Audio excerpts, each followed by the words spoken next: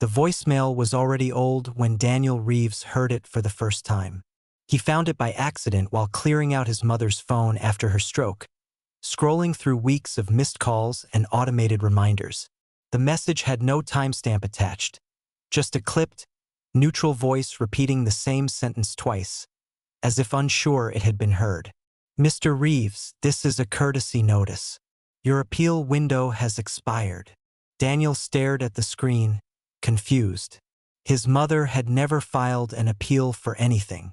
She barely trusted online banking, let alone legal processes. He replayed the message again, feeling a slow, uncomfortable pressure build behind his eyes. Appeal for what? Daniel was 42, a civil engineer by training, project manager by necessity. He worked infrastructure contracts, bridges, wastewater facilities, municipal upgrades, the kind of work no one noticed until it failed. He liked it that way. His life had been built on predictability.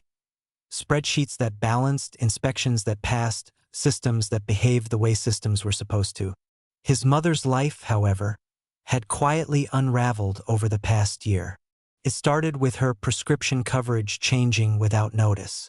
Then a tax refund she was expecting never arrived. When Daniel called on her behalf, the responses were vague, procedural, polite to the point of uselessness. "Your mother's account is under routine review. Certain benefits are temporarily unavailable. No action is required at this time." The same phrases repeated by different voices across different agencies. Daniel had assumed incompetence. Bureaucracy, the usual decay. Then he found the voicemail. He called the number back.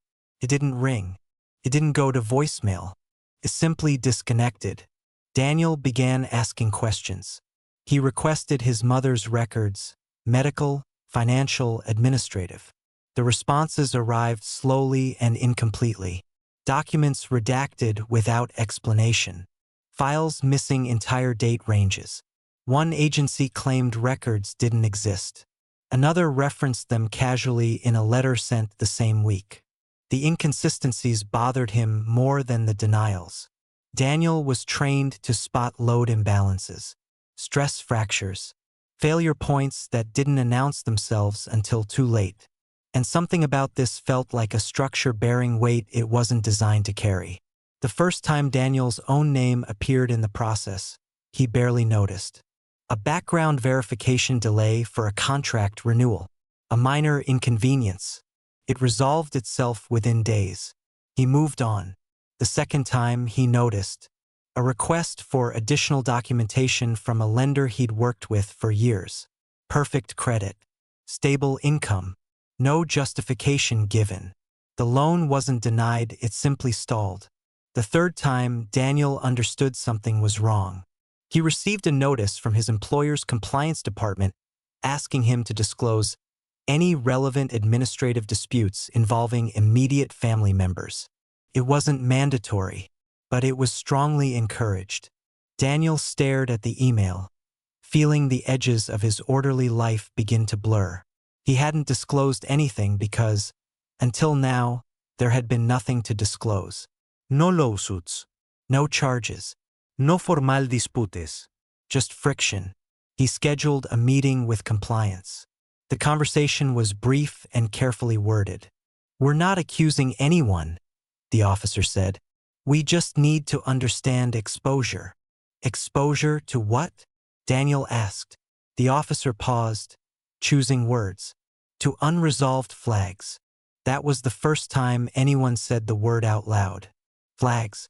Daniel went home that night and did something he hadn't done in years. He pulled public records. Not just for his mother, for himself. It took hours to assemble a complete picture, and even then, it felt incomplete. His mother's name appeared in datasets tied to benefit optimization programs, cost containment initiatives, eligibility recalibration pilots. All legal, all opaque, but running beneath them was something else. A shared identifier, not a social security number, not an account ID, a classification code. Daniel searched it. Nothing public appeared. So he did what engineers do when documentation doesn't exist. He reverse engineered. Using procurement records, federal grant disclosures, and vendor contracts, Daniel traced the code to a private consortium providing cross-agency integrity analytics. Their stated purpose was to reduce fraud and inefficiency by identifying anomalous patterns across systems. Anomalous didn't mean illegal.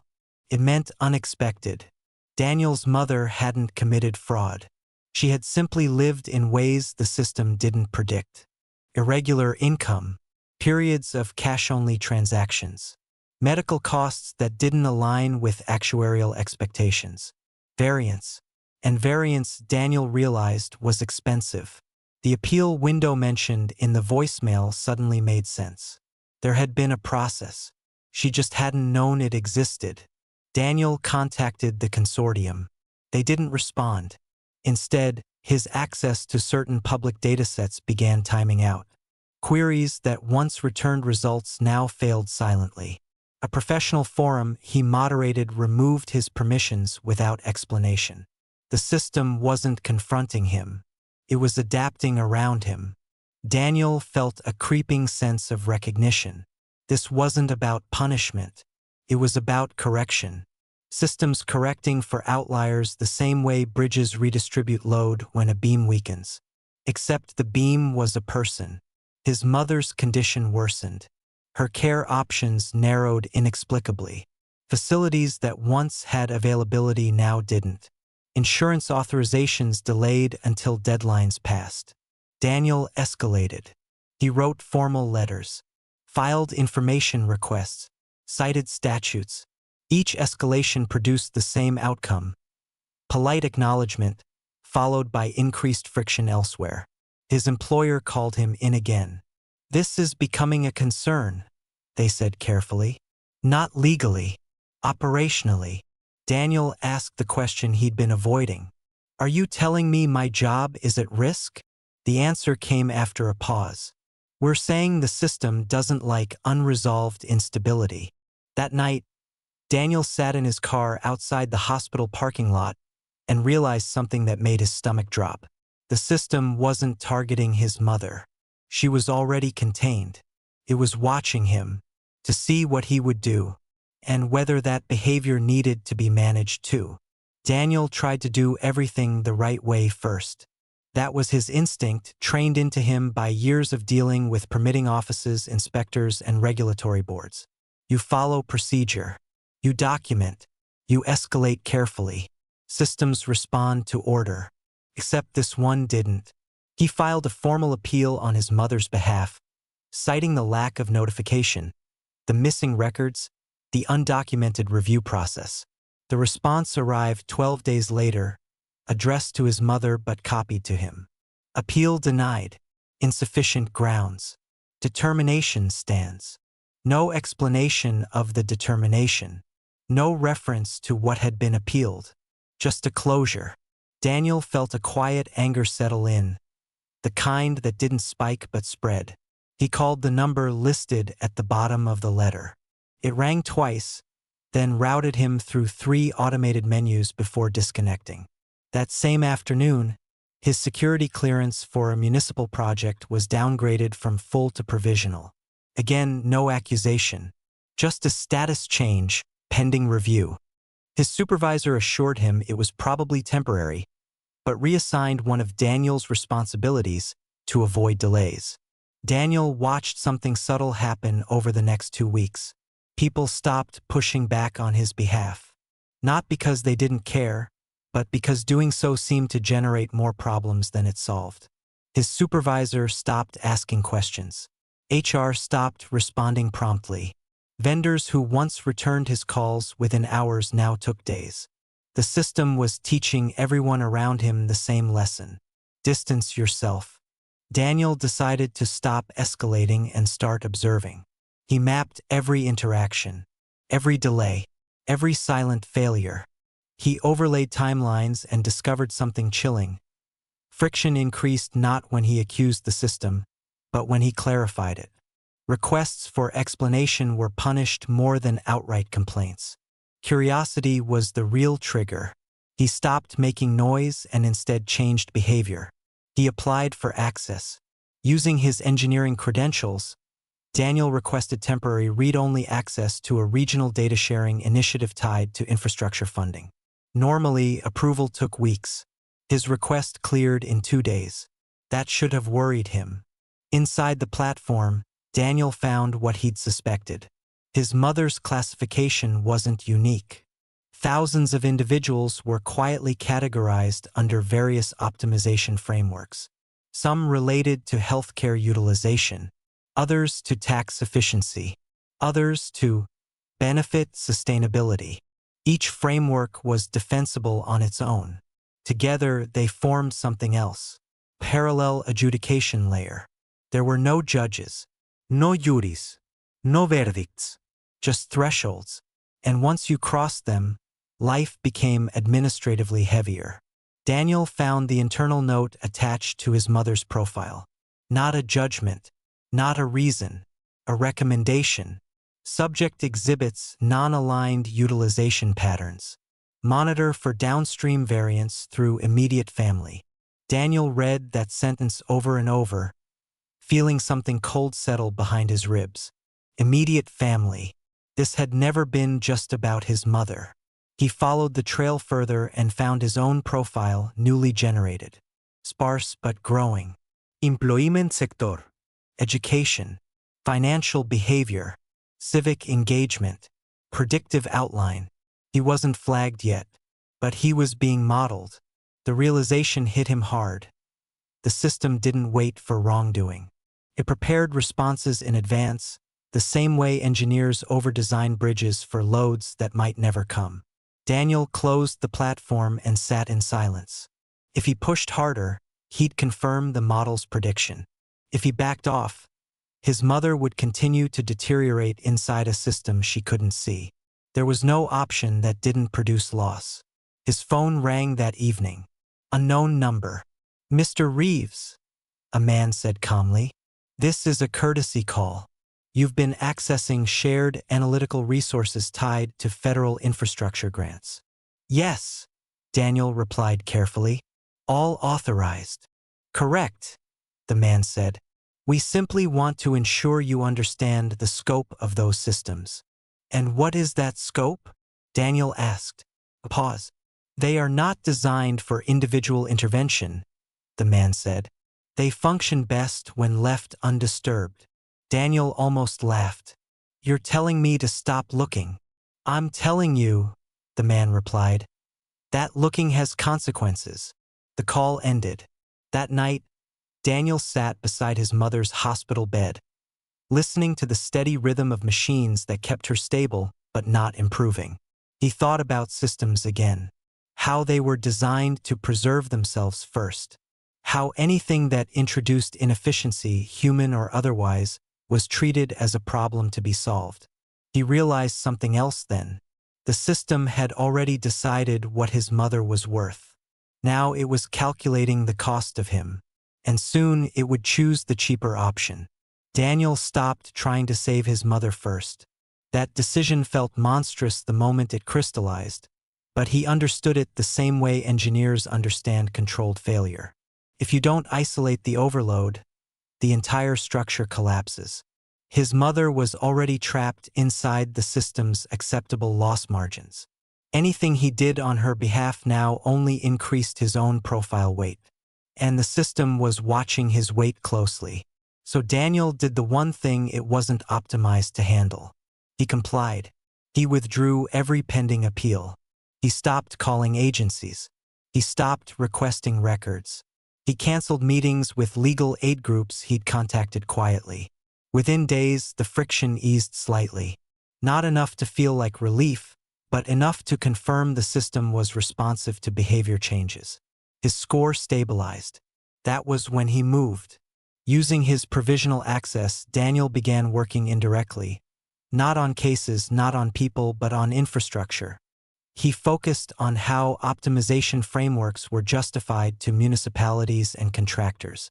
The language was always the same: efficiency, sustainability, risk reduction.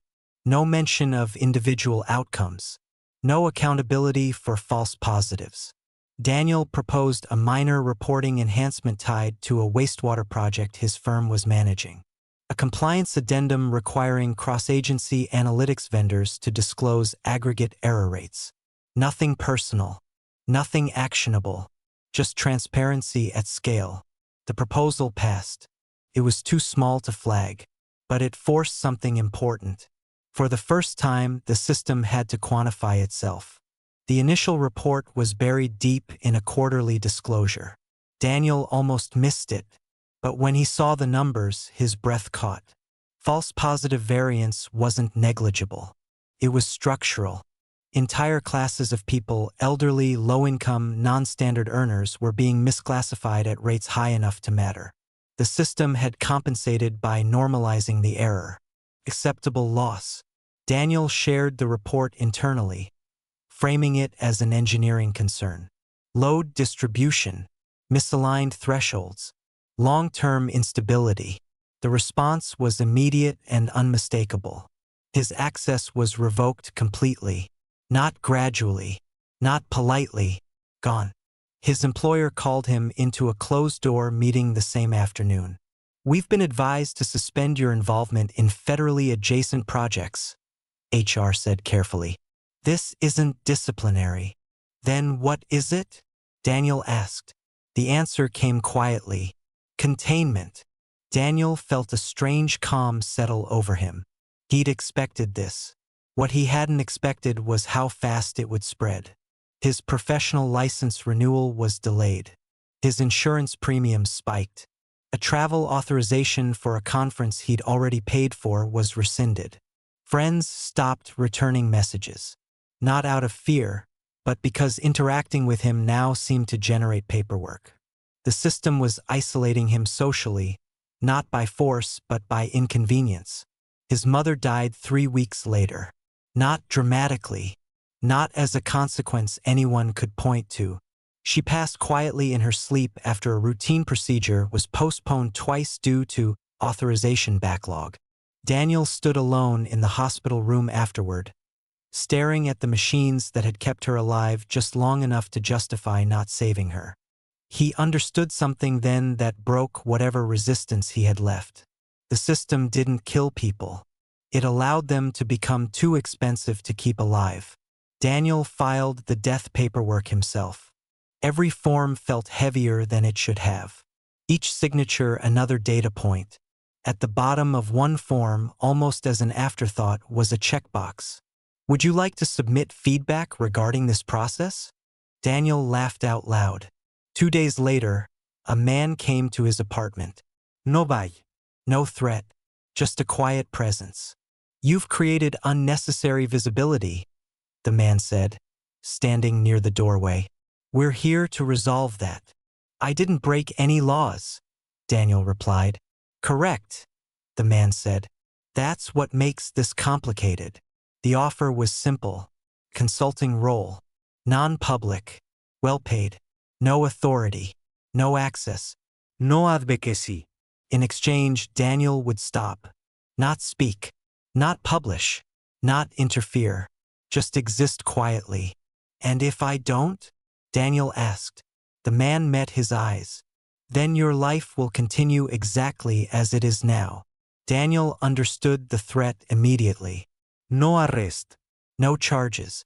Just permanent administrative gravity. The man left the contract on the table and walked out. Daniel didn't chase him. He sat alone in his apartment that night, surrounded by documents that proved everything and meant nothing. The report, the metrics, the patterns. None of it mattered unless someone powerful decided it did. And power, Daniel realized, no longer lived in people. It lived in systems designed to make sure no single person ever mattered enough to disrupt them. He picked up the contract, not because he wanted to sign, but because he needed to know what it said. And when he read the final clause, his hands began to shake. Acceptance constitutes acknowledgement that no further remedies exist. Daniel closed his eyes. The system wasn't asking for silence. It was asking him to agree that justice had already happened. Daniel didn't sign the contract that night. He left it on the table and slept on the couch, shoes still on, lights burning. Not because he was afraid someone would come back, but because turning the lights off felt like consent. Somewhere between dawn and the sound of garbage trucks outside, he realized the system wasn't waiting for his answer. It already had one. The offer was not a negotiation. It was a courtesy. By morning, his phone had lost cellular service. Wi-Fi still worked, but only intermittently, throttled just enough to feel unreliable. His banking app loaded, but balances refreshed slowly. A notification appeared from his health insurer, reminding him to update his status information. The system wasn't angry. It was patient. Daniel signed the contract that afternoon. The man returned without being summoned. He didn't smile when Daniel slid the paper across the table. "You're making the correct decision," he said. Daniel said nothing. The transition was seamless. Money appeared in his account. His insurance normalized. His license renewal was approved. His score stabilized at a comfortable median. Not good, not bad, invisible. He was given a title that sounded impressive but meant nothing. Senior Systems Liaison. His job was to attend meetings, absorb information, and produce documents that were never acted upon. He was placed inside the system's body, but stripped of hands. That was the mistake. Daniel didn't try to fight anymore. He didn't protest, leak, or confront. He did what the system expected him to do. He optimized himself. He learned the rhythms of internal data flows, the cadence of quarterly reviews, the moments when oversight was performative and when it was real.